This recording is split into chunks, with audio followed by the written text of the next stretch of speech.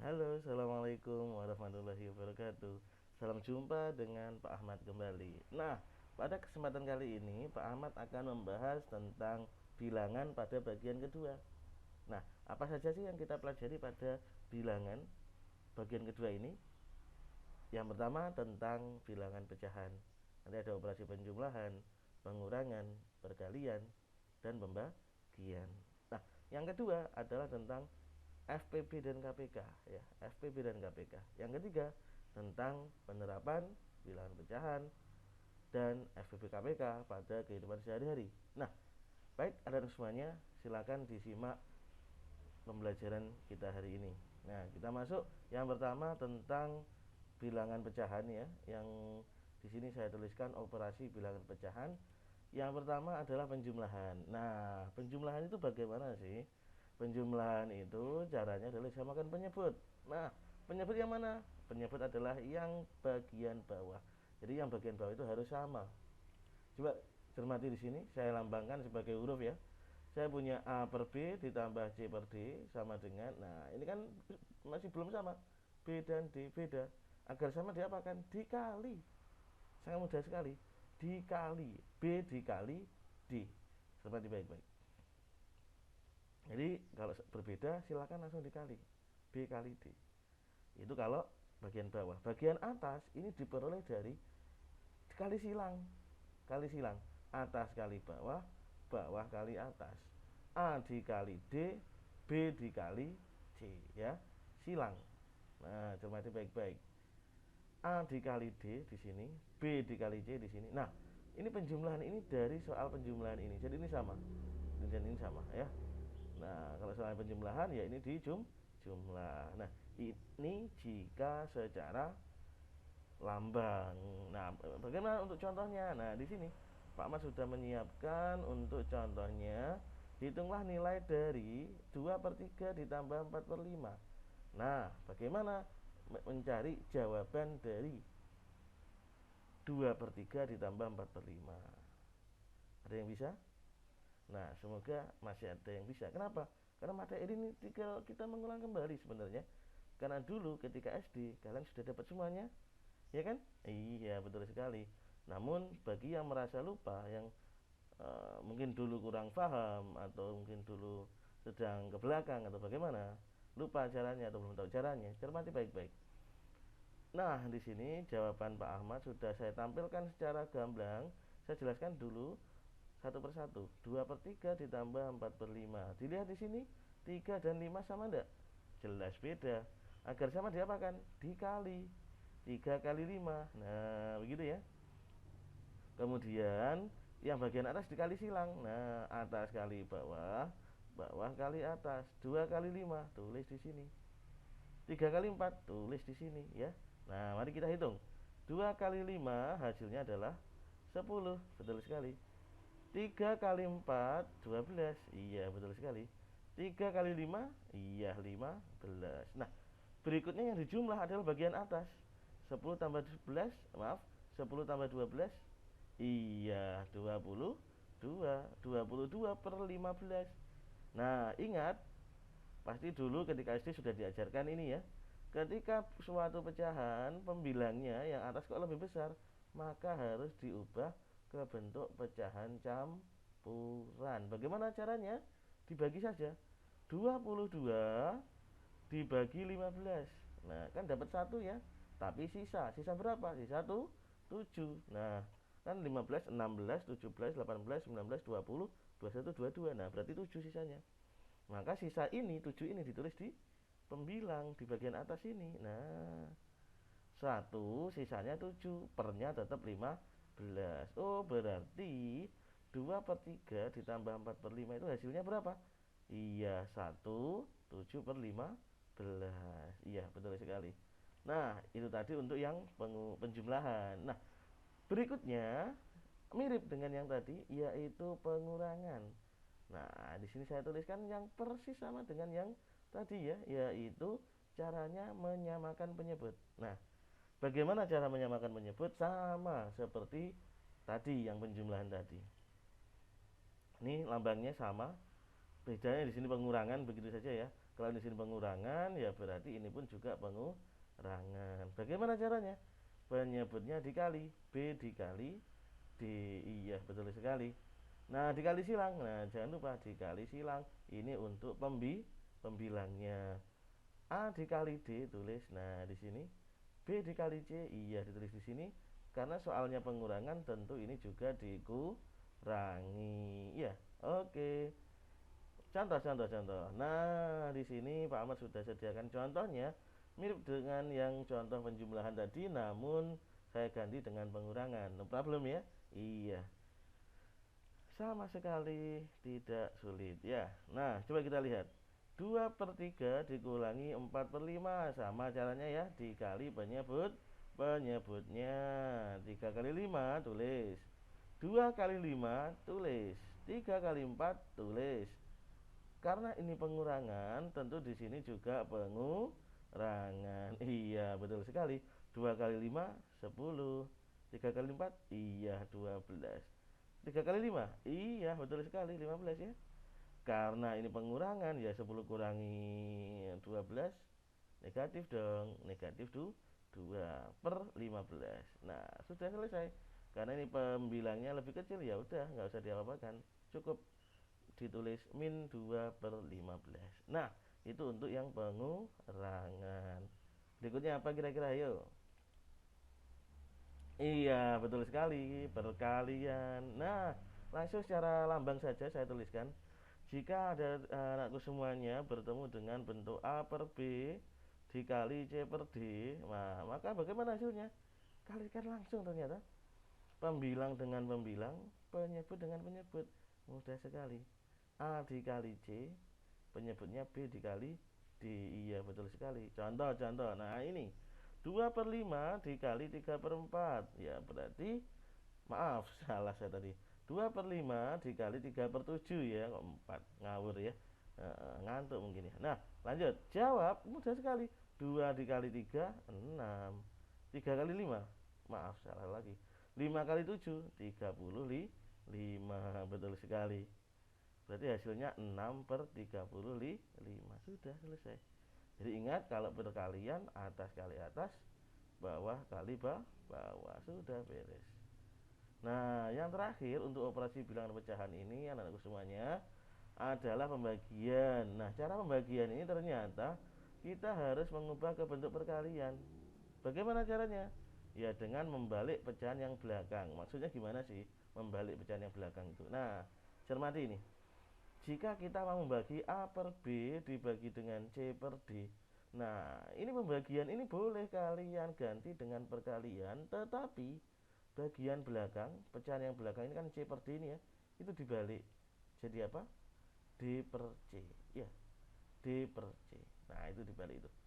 Nah, kalau sudah ya tinggal dikali. Berarti A dikali D, B dikali C. Nah, contoh siap. 2/5 dibagi 5/3. Nah, gitu ya. Oke, yuk mari kita bahas. 2/5 dibagi 5/3. Ya berarti 5/3 ini dibalik dulu dong. Sehingga pembagian bisa diganti perkalian. Yuk, 2 kali 3 6. 5 kali 5 25. Sudah selesai.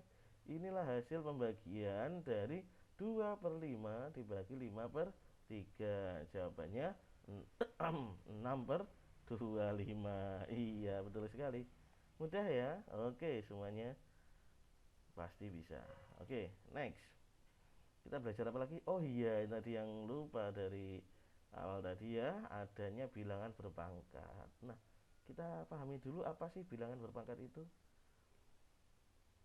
Pangkat adalah perkalian yang berulang. Bagaimana maksudnya? Nah, di sini dia.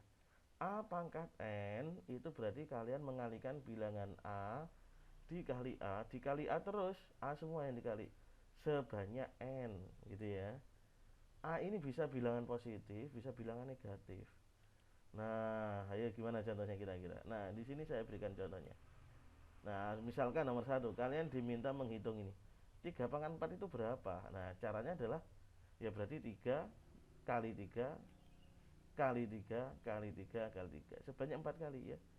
Banyaknya ini sesuai dengan pangkatnya. Yuk kita kali. 3 kali 3 3 kali 3 9. 9 kali 3 27. 27 kali 3 iya 81. Sudah selesai. Berarti 3 pangkat 4 hasilnya 81. Iya. Nah, ini contoh yang pertama. Saya berikan contoh yang banyak ya biar semakin paham. Next. Nah, di sini bilangan negatif yang dipangkatkan. Ingat, kalau bilangan negatif itu harus dikurung ya. Negatif 2 saya pangkatkan 3. Apa artinya? Ya negatif 2 dikali negatif 2 dikali negatif 2. Nah, di sini tidak ada lambang perkalian ya, karena ingat baik-baik bahwa, nah ini catatan ya, kalau antar kurung itu nggak usah dikasih tanda perkalian, itu sudah menandakan perkalian. Nah ya, antar dua kurung itu sudah, kalau tidak dikasih tanda maka itu secara otomatis adalah perkalian. Maka di sini nggak diberi tanda pun juga tidak masalah. Min 2 dikali negatif 2 dikali negatif 2. Negatif 2 kali negatif 2, ya negatif ketemu negatif positif. Sudah dipelajari pada pertemuan atau bagian yang pertama. Nah, negatif kali negatif positif, berarti min 2 kali min 2 adalah 4. 4 kali min 2, iya negatif dong, negatif 8. Nah, oke, itu contoh yang nomor 2. Contoh yang nomor 3, di sini saya berikan di dalam kurung min 2 pangkat 4. Sama dong, berarti min 2-nya ada sebanyak 4. Kalau dikali negatif kali negatif positif, negatif kali negatif positif lagi. Berarti hasilnya positif. 2 kali 2 4, 4 kali 2 8, 8 kali 2 16. Iya. Berarti hasilnya 16. Jadi cermati baik-baik. Bilangan negatif kalau dipangkatkan ganjil, 3 ini kan ganjil ya, maka hasilnya negatif. Tetapi cermati baik-baik, jika bilangan negatif dipangkatkan bilangan genap, genap nih, 4 ini genap ya. Nah, hasilnya adalah positif. Nah, itu ya, hati-hati. Nah, saya berikan contoh satu lagi yang terakhir. Negatif 2 pangkat 4. Nah, apa bedanya dengan nomor 3? Nah, cermati baik-baik. Apa bedanya nomor 3 dan nomor 4? Bedanya tidak ada kurungnya. Ketika ada kurungnya, berarti negatifnya ikut pangkat 4. Tetapi jika tidak ada kurungnya, negatifnya itu tidak dipangkatkan. Berarti yang dipangkatkan 4 adalah 2. Nah, berarti bagaimana dong? Ya ini berarti min sendiri, baru yang dipangkatkan 4 adalah 2, berarti 2-nya ditulis 4 kali. Nah, beda kan ya? Di sini minnya ikut semua, di sini minnya hanya di depan. Kan dia nggak ikut pangkat. Nah, hati-hati di situ ya. Sehingga kalau dikali hasilnya negatif 16. Nah, jadi nanti kalau kalian semua kurang jeli melihat ada kurung atau tidak, hasilnya beda. Hasilnya beda. Dikhawatirkan nanti terjadi kebingungan, maka di sini saya berikan contoh yang sebagai pembanding. Nah, begitu ya. Nah, baik, ini untuk bilangan berpangkat. Nah, oke semuanya. Yang berikutnya kita membahas tentang KPK dan FPB. Ini semuanya sudah peroleh di SD dulu. KPK itu apa? KPK adalah kelipatan persekutuan yang terkecil. Kelipatan itu berarti ya yang berulang ya. Contohnya misalkan saya punya 2, kelipatannya berapa ya? 2, 4, 6, 8 dan seterusnya. Persekutuan berarti ada kesamaan. Misalkan nanti ada 2 bilangan, berarti nanti kita cari persekutuan, berarti nyari yang sama, kelipatan yang sama. Biasanya kelipatan yang sama itu ada banyak sekali, tapi diambil yang terkecil, itu adalah KPK. Nah, begitu ya. Oke, good. Nah, kemudian FPB. Kalau FPB apa sih? FPB adalah faktor persekutuan terbesar ya. Faktor itu adalah bilangan yang bisa membagi. Contoh, saya punya 6. Bilangan yang bisa membagi 6 siapa? 1. Siapa lagi? 2. Siapa lagi? 3. Ada lagi? Iya, masih ada 6. Jadi 1, 2, 3, 6 adalah faktor faktor bilangan 6. Kenapa? Karena bisa membagi 6. Nah, gitu ya. Atau dibalik, 6 bisa dibagi oleh bilangan-bilangan tersebut. Nah, kalau persekutuan berarti ada beberapa bilangan yang diambil faktornya. Faktor yang sama itu adalah faktor persekutuan. Dari yang sama-sama itu diambil yang terbesar, maka disebut faktor persekutuan terbesar, FPB. Nah, contoh di sini saya berikan ada dua bilangan 45 dan 36. Tentukan KPK dan FPB-nya. Nah, di sini langsung saya kasih cara dengan menggunakan tabel. Nah, cermati baik-baik, di sini saya jelaskan ya. Saya punya dua bilangan 45 dan 36. 45 dan 36 itu bisa dibagi bilangan berapa? Keduanya harus bisa membagi. Harus bisa dibagi. Iya, bisa dibagi 3. 45 saya bagi 3 hasilnya 15. 36 saya bagi 3 hasilnya 12. Nah, ini berarti harus bisa dibagi semuanya. Dari kedua bilangan ini 15 dan 12 itu masih bisa dibagi enggak? Bilangan yang sama. Masih. Siapa? 3. Iya, benar sekali. 15 bagi 3 hasilnya 5. 12 bagi 3 4. Nah, sampai bilangan 5 dan 4, ada enggak bilangan yang bisa membagi 5 dan 4? Enggak ada. Berarti sudah selesai. Di bagian bawah silakan dilingkari semuanya. Yang bagian pembagi juga dilingkari. Di sini saya beri warna yang berbeda. Yang sebagai pembagi warnanya biru, yang sebagai sisa adalah berwarna merah. Kenapa diberi warna yang berbeda? Karena untuk mencari KPK maupun FPB itu berbeda. Untuk mencari KPK kita mengalihkan semua yang saya lingkari, entah yang berwarna merah ataupun berwarna biru, ya, semua dikali. 5 kali 4 kali 3 kali 3. 5 4 3 3 dikali 180, berarti KPK dari 45 dan 36 adalah 180. Iya, betul sekali. Nah, bagaimana jika mencari FPB? Nah, untuk mencari FPB ternyata kita hanya melihat yang dibagi tadi. Pembagi tadi ya, pembagi. Yang saya lingkari warna biru. 3 di sini juga 3. 3 kali 3 9, berarti 9 itulah adalah FPB dari bilangan 45 dan 36. Iya, betul sekali. Nah, itu tadi tentang apa tadi? Iya, tentang FPB dan KPK. Nah, berikutnya ada di semuanya, kita akan membahas tentang konsep ini jika diterapkan pada kehidupan sehari-hari, pada soal cerita itu bagaimana. Nah, di sini saya mulai untuk masalah terkait operasi bilangan pecahan. Nah, masalahnya demikian.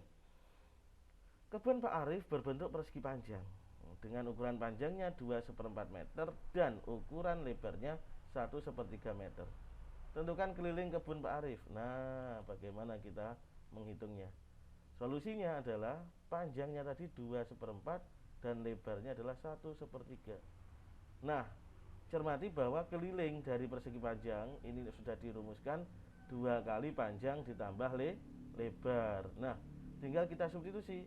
Berarti panjangnya diganti 2/4, L-nya adalah 1/3. Nah, bagaimana kita menghitung bilangan pecahan campuran?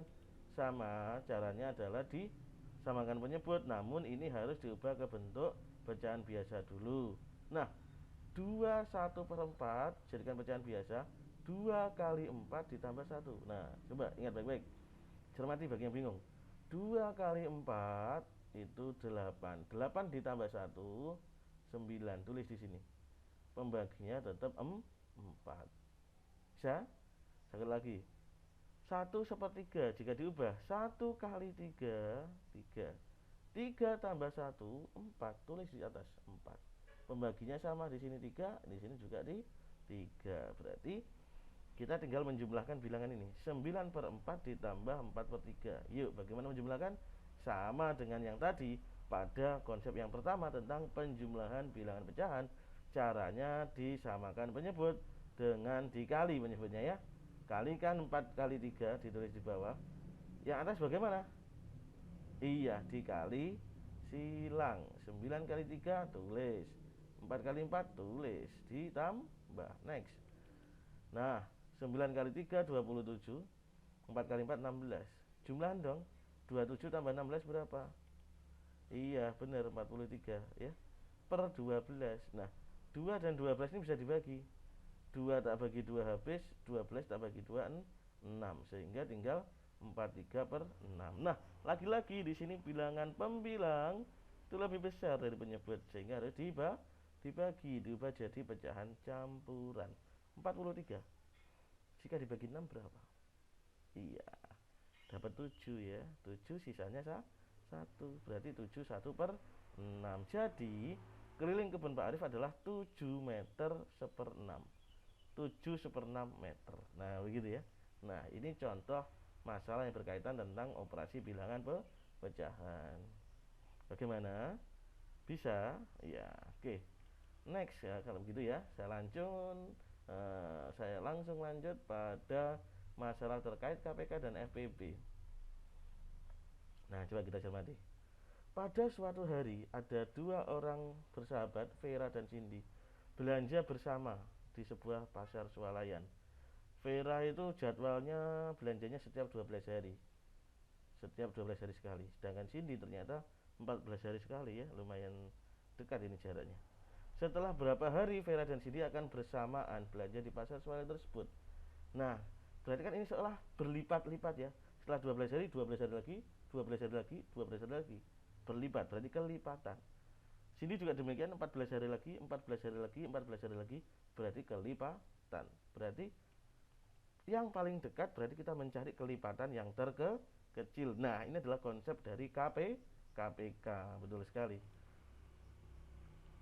Nah, lantas solusinya bagaimana? Nah, di sini 12 dan 14 ternyata hanya bisa dibagi 2. Cermati, ketika saya bagi 2 ternyata hasilnya 6 untuk 12 dan 7 untuk 14. 6 dan 7 kan sudah tidak bisa dibagi dengan bilangan lain ya. Berarti dianggap sudah selesai. Maka tinggal yang bawah dan pembagi ini. Kalau untuk mencari pakai KPK kan ditulis semua ya, dikalikan semua ya. Berarti 6 dikali 7 dikali 2. Berapa hasilnya? Iya, 84, betul sekali. Berarti setelah 84 hari lagi Vera dan Cindy akan bertemu kembali di pasar swalayan tersebut. Nah, ini masalah yang terkait dengan KPK FPB. Nah, bagaimana semuanya? Bisa difahami ya semuanya ya? Oke, good. Bagi yang masih belum paham atau ada yang belum paham, silakan diputar lagi nanti videonya. Setelah selesai diulangi kembali dari awal. Ulangi kembali dari awal.